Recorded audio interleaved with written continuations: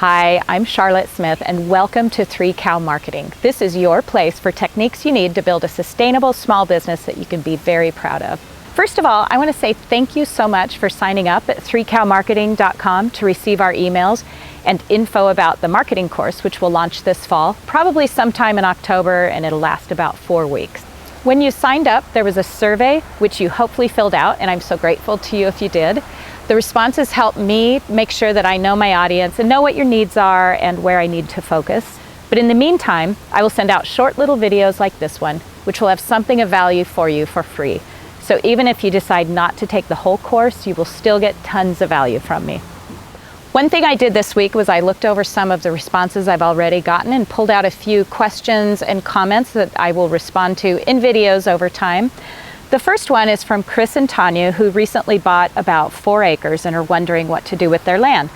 And Chris and Tanya wrote, "Our struggle right now is to effectively plan our farm. We have so many directions that look great to us, including organic produce, berries, fruit, bees, chickens, both eggs and meat, and dairy goats, that we don't know where to focus.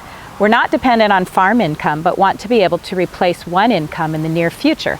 We want to focus our energy on steps that get us closer to that goal, but barely know where to start." So Chris and Tanya, thank you for making that comment, because I heard several comments like that as I was reading through the surveys.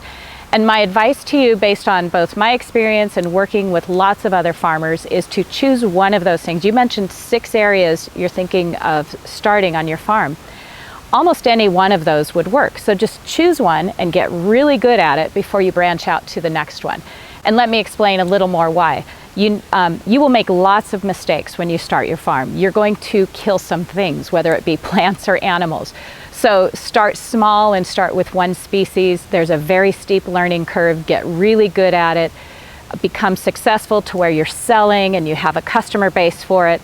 And then in another year or 6 months from now, add another species and then get really good at that second addition to your farm before you branch out to the third one. Do this slowly over time. So when I started 6 years ago, I got 1 dairy cow. I got really good at that to where I could run that part of my business in my sleep. I had customers, I had a wait list. I knew what I was doing before I got the second dairy cow. And it was 2 years before we added chicken eggs. And we made lots of mistakes with that. We didn't know what we were doing. We brought in some chickens that caused our first batch to get a disease, and then we had 6 chickens and had to start over. And this will happen to you too, because the only way to gain this valuable experience is by doing it. So the other thing is to keep it small. So instead of going out and buying 100 meat chickens, spend your first season with just 10 meat chickens. And then if halfway through the season, 5 of them get eaten by skunks or coyotes, instead of losing 50 chickens, you've only lost 5. Because trust me, believe me, this will happen. I hear about it all the time.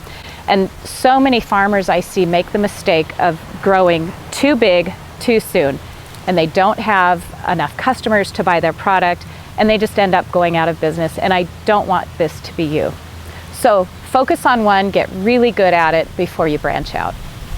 Thank you so much for joining me here today. Now it's your turn. I would like you to scroll down below the video to the comment section and ask me your question that I can address in a future video, or share your comments. I would love to hear them. Also, forward this video to your friends who are in business. You don't have to be a farmer to utilize the techniques we teach here.